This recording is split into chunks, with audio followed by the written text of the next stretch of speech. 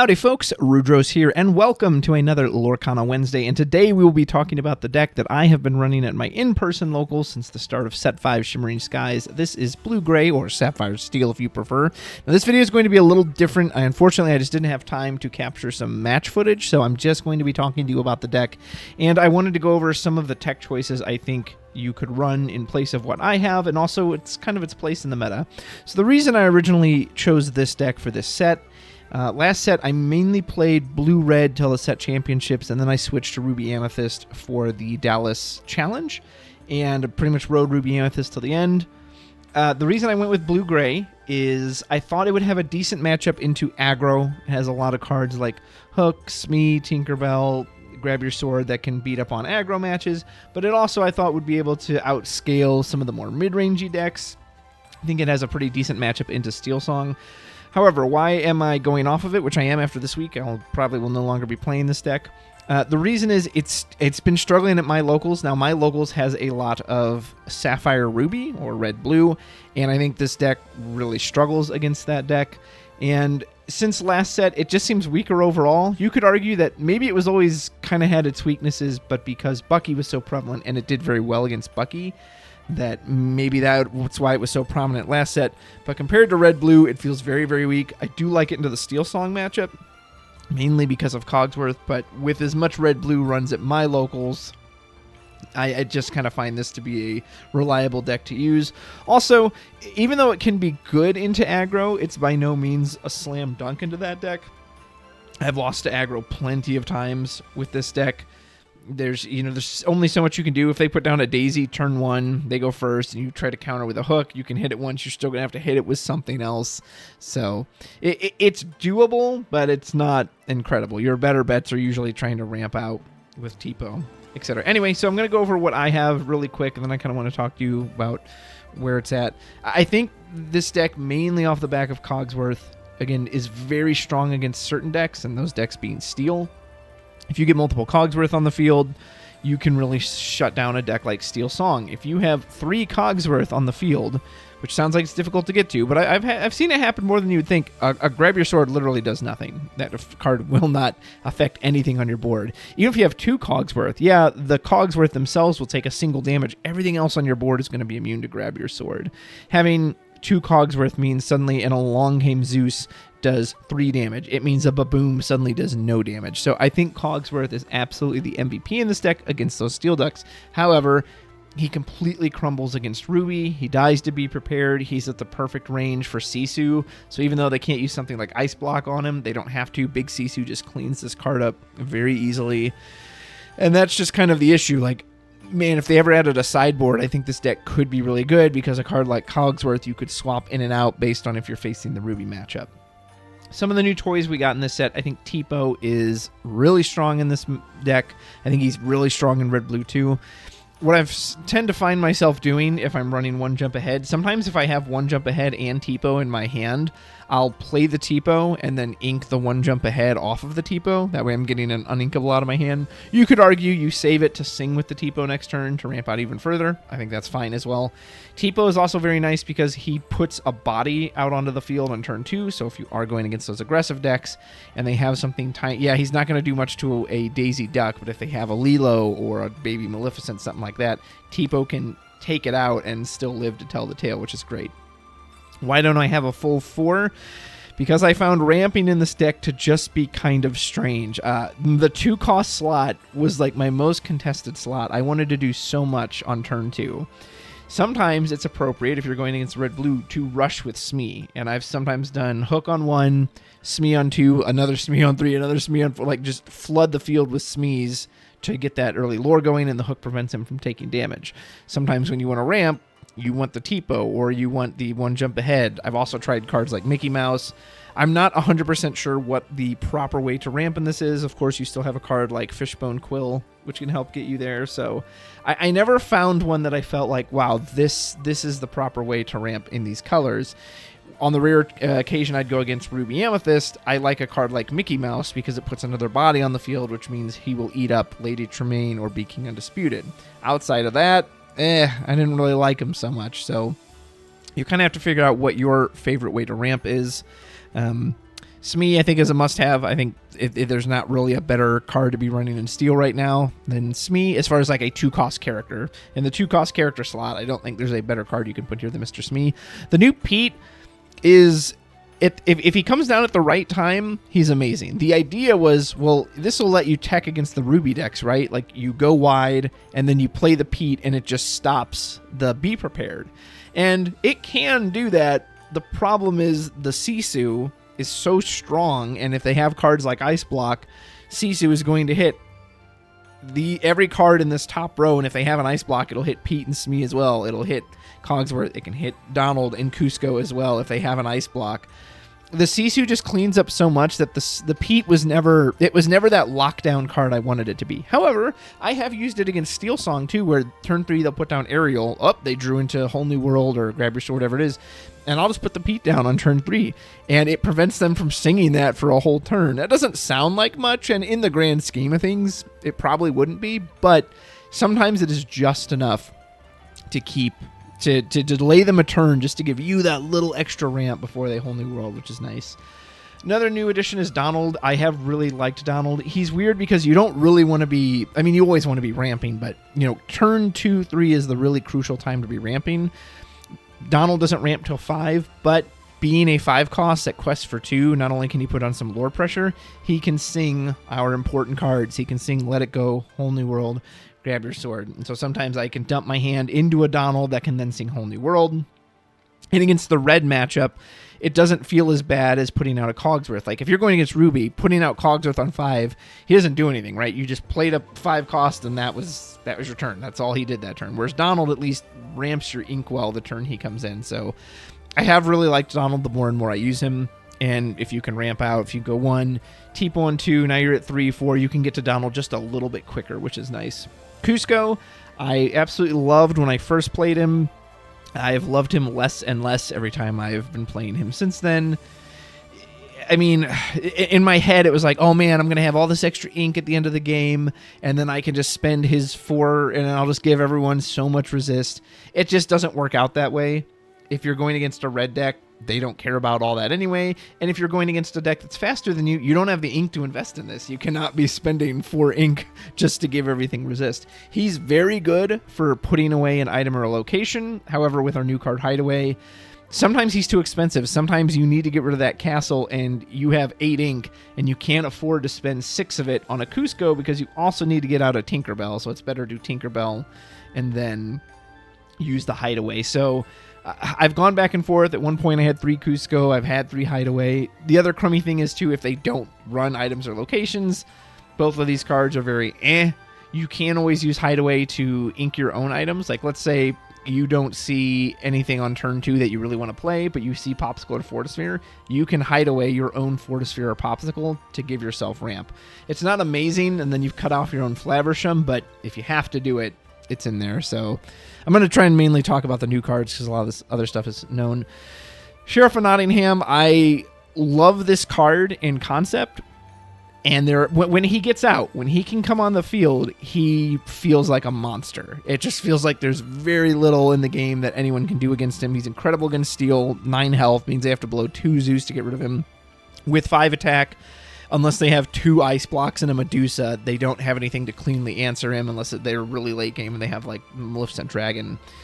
And 4 lore is huge, and it's probably my favorite card that has support because you want to quest with him because he quests for 4, and giving 5 attack to another character is insane. I did a miserable blue steel mirror where I had a Tinkerbell on the board and my opponent had 3 Cogsworths and a Flaversham. So that Flaversham had 6 health and 3 resist. Well, guess what? Sheriff of Nottingham gave Tinkerbell +5, so she hit for 9. So she hit him for 9, -3, killed him in 1 shot. It was amazing. Like, I do love this card. The problem is, 1, he's uninkable. 2, so in theory, he should work well on this list, right? Because you have so many items with the Fortispheres and the Popsicles.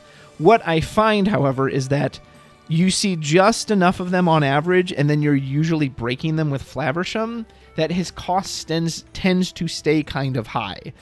And you'll get those rare games where I don't see the Flaversham, and I've seen, it was turn 1 Popsicle, turn 2 Popsicle Fortisphere.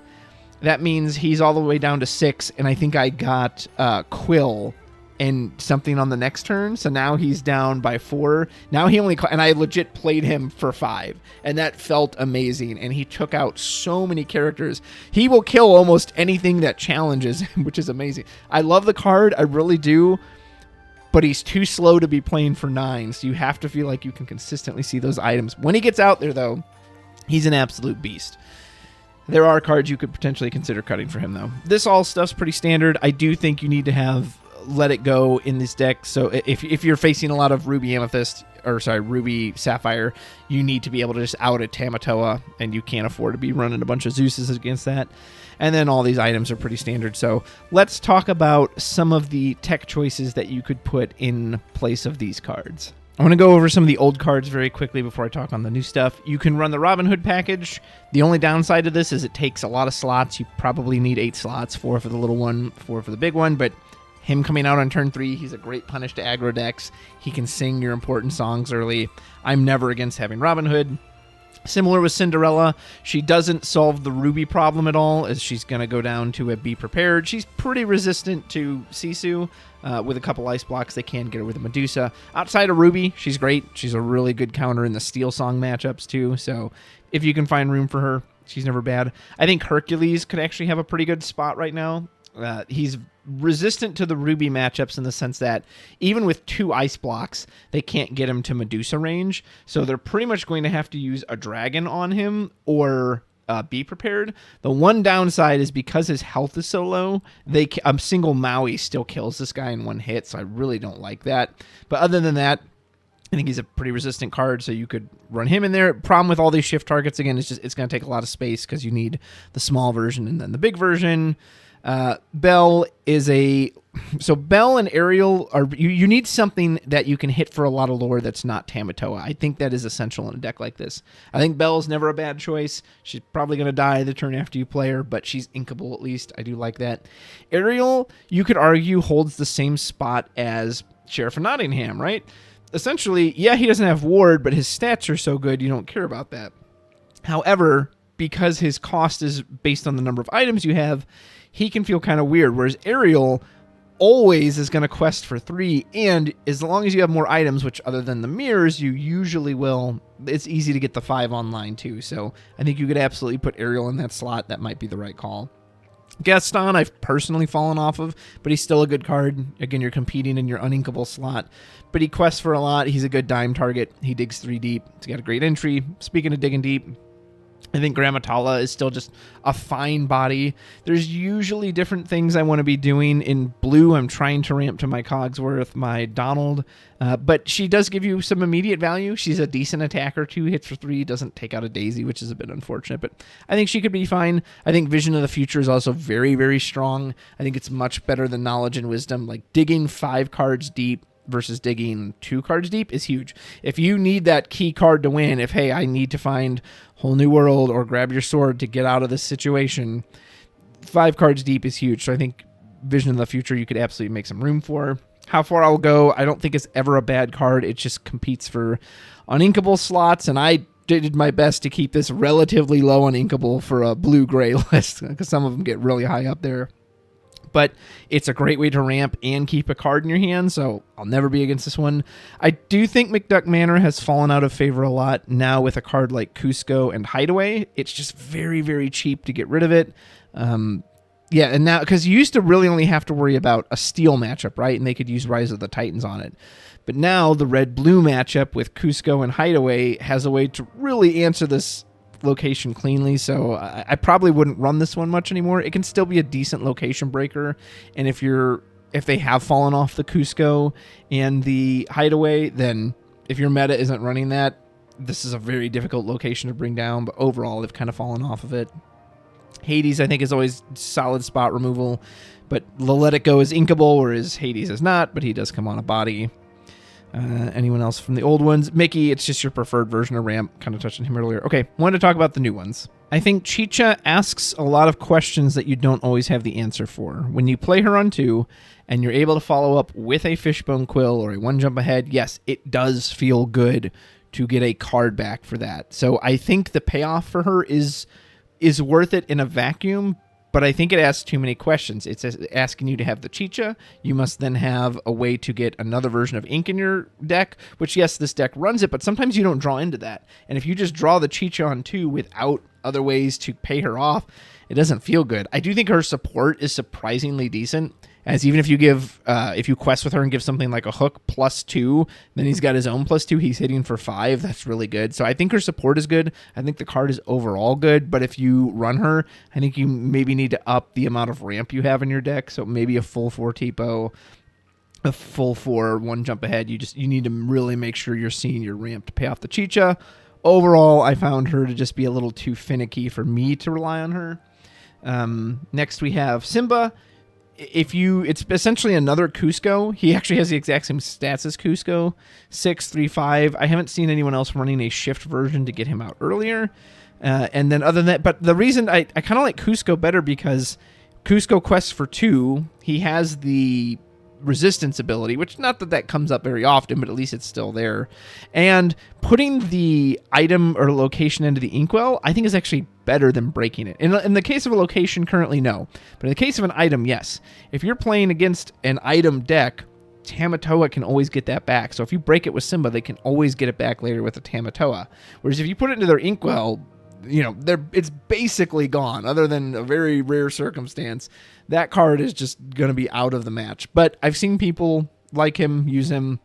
If you're playing one of the smaller Simbas, he is a good shift target. He can come out early, so that'd probably be the time I would lean towards Simbas if you have a shift target. I think Arthur might actually be a card you need to make space for in this deck. I think Arthur pairing with Tinkerbell is absolutely amazing, giving her resist +2 and challenger +2, and she can attack the turn. She can attack readied characters. So let's say you play Tinkerbell on 6, you ping one to the board. Now you play Arthur on the next turn. She can hit anything on that board, even if it's readied, and then just start pinging characters off. It's so strong. A lot of times people, when they see a Tinkerbell, they won't exert their characters and say, nope, I'm going to wait till I can deal with her, so you can't get value off of her. So I think Arthur might actually need to find a space for this card. Unfortunately, it dies to Medusa, yeah, but it still quests for 6. Yes, it's expensive. I don't know if you need to shift it. I think playing it on 7 after a Tinkerbell on 6 is good, but you need ways to answer certain bodies that a lot of times this deck just struggles with. So I'm very much in favor of trying Arthur. I mentioned Vision. So last but certainly not least, Mufasa. You could run this in place of the Sheriff of Nottingham slot. So this could be kind of your Belle or your Ariel payoff. I like him way better when the dime's on the field already, but then again, maybe not because he exerts anyway, so it's not like you'd be able to use the dime. So maybe he's actually better as the dime follow-up. He's pretty immune to most removal in the sense of he's going to take a lot for steel to get through him. Ruby is going to need ice blocks to get him into a Medusa or a Brawl range. He will die to any kind of like instant spot removal, so something like a Let It Go. If they're running that, they're just going to tuck him away. This card also, I don't know. I'm not sure what it is about this card because when he goes off, he's insane. Like you have so much ink you can work with, and it's for lore. Like it's absolutely worth it when he goes off. I guess I've just seen him fail, at least at my locals. I've seen him fail just enough that it just makes me go, man, I just don't know. And then if you draw him early, you're basically going to want to tuck him into your inkwell. And he's one of those cards that he's so good, but yeah, how many do you run? Yeah, I don't think you run a full 4 copies. So what do you run, 2 copies? Now he's kind of like dime, but then you see him early. So I don't know. I haven't had a lot of success when I've been running him, but the power of the card is all right there written on it. So I think this is one you could absolutely jam into the list. Anyway, let me know, have you been running this deck, this set? And if so, are there any tech cards I maybe missed that you think, hey, this is a really good way to play it? It's very successful. Let me know what you think about it. I really appreciate you watching. Don't forget to like and subscribe, especially if you like this content. It helps the channel out. And then you can catch all the more Lorcana videos that'll be coming out in the very near future. I appreciate you watching so much. And until next time, take care.